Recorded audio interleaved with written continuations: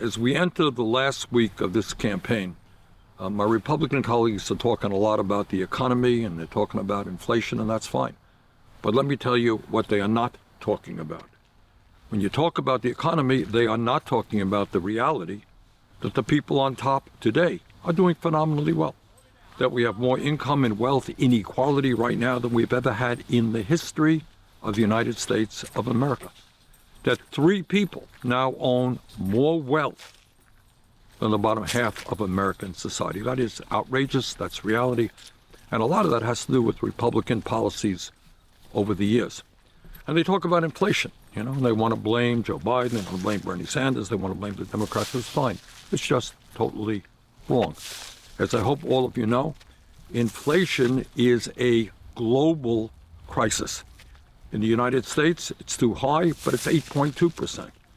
In the United Kingdom, it's 10.1%. In Germany, it's 11%. Throughout Europe, it's even higher than that. It is a global crisis caused by the breakdown in international supply chains, caused by the horrific war in Ukraine. And let me tell you something else about inflation that Republicans don't talk about. And that is over half of the cost of inflation, the reason why prices are so high, has everything to do with corporate greed. While you're paying $4, $5, $6 for a gallon of gas, while you go into a grocery store, the prices people are paying are higher and higher, prescription drugs higher and higher, rents higher and higher. While all of this is going on, corporate America are now enjoying the highest profits they have ever had in over 70 years. ExxonMobil, record-breaking profits. Food industry, record-breaking profits. Drug companies, record-breaking profits. So what these guys are doing is, in the midst of all of the problems facing the world, they see this as a great moment in order to rip off the American consumer. That's what the Republicans are not telling you.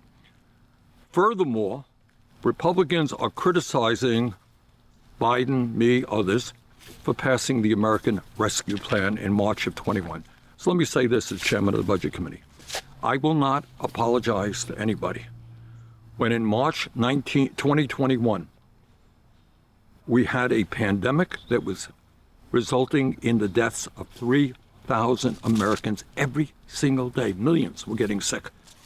That during that moment, we were suffering the worst economic downturn since the Great Depression. Millions of people were losing their jobs. So I'm not going to apologize to anybody that as chairman of the Budget Committee, I and others came forward and did the right thing for working families. No apologies for making sure that every man, woman, and child in this country at that moment was able to get a check for $1,400. No apologies that when millions were losing their jobs, we extended unemployment benefits. No apologies that when working families were having a hard time raising their kids, we provided a $300 a month tax credit.